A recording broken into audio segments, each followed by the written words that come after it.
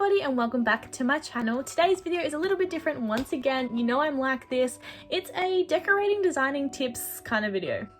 I don't know, you'll just have to watch and see. I just wanted to drop in and say thank you so much for 6k subs. That is absolutely unreal. I can't believe it. Me and Charlie are over the moon. Emma's a bit busy at the moment. She's having a little snooze. Don't forget to like and subscribe down below so you can let me know that you like my content. Do you have anything that you would like to say?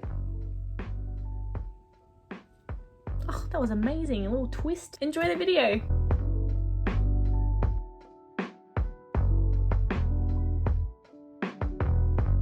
Today I'm dipping my toes into the wonderful world of interior design and decorating because I absolutely adore decor. I love everything to do with decor. I love interior, I love designing, I love styling, you name it. I also studied interior design for about 4 months before I completely dropped out because my mental health was like, nope. I do want to start studying interior design once again, but online. I will be starting that very, very soon, so that's very exciting. So in the short months that I did do interior design, I did learn a couple of things about decorating, textiles, color, and how to survive on 2 hours of sleep. Most of my life I've been extremely interested in designing, you know, just making things look nice, interesting, unusual. So today I thought that I would gather all my tips and tricks together in one video and share them all with you today. So here's some tips on how to make your bedroom or your space cozy, comfy, homely, and just a vibe in general. I've also got Charlie here joining me today. She's being a little bit clingy, so all right, I've got my laptop. Let's give them some tips and tricks, Charlie. Okay, so one thing to remember before we start is everyone's style is different. It's all unique. No two people are going to have the same design, the same taste. Two people might like a beach vibe, but one is probably going to go towards a more boho feel, and then the other one might go for a more minimalist look. So there's no two people that are the same. Everyone's different and you just have to find your little niche. My niche is quite neutral, but I do love the splash of grey, as you can see.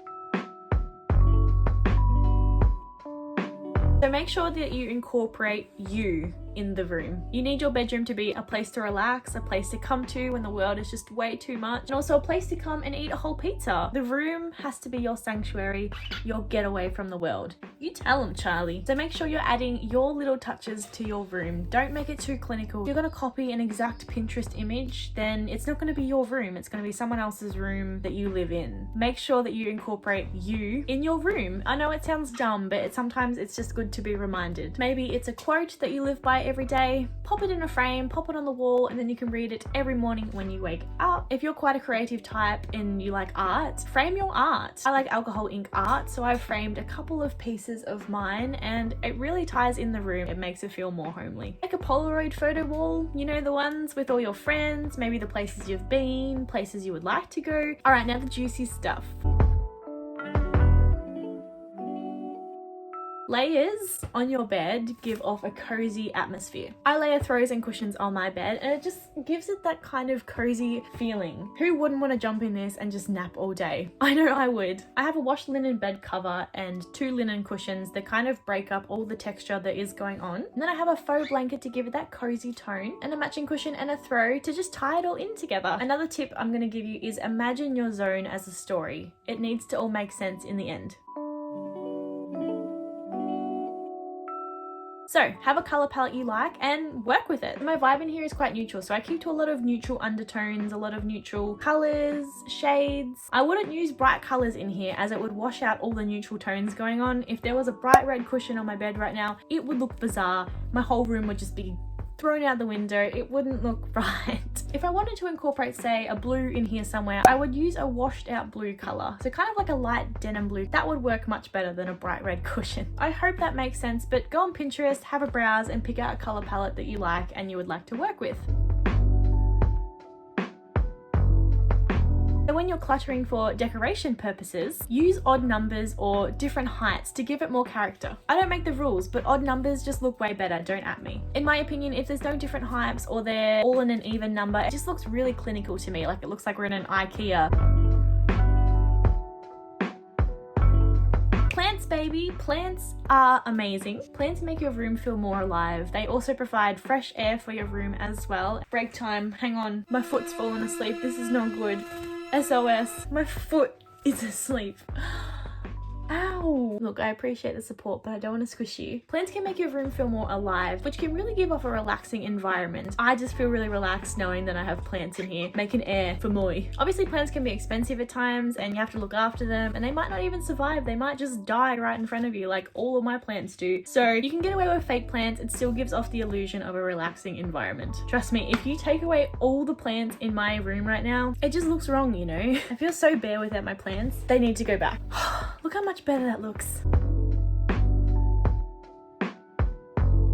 Rugs and throws really help to make that environment pop. So as you can see, this bed would look absolutely crazy without a throw. It would look boring. It would just be all white, and then you'd have my cushions. It wouldn't really make sense. The throws really tie in the cushions and everything all together. I have a rug as well. The carpet in this room is actually a very old dirty grey color. So we have a beige Kmart rug just in here to kind of give this room a bit more beige, a bit more boho to it. Really ties in the whole atmosphere.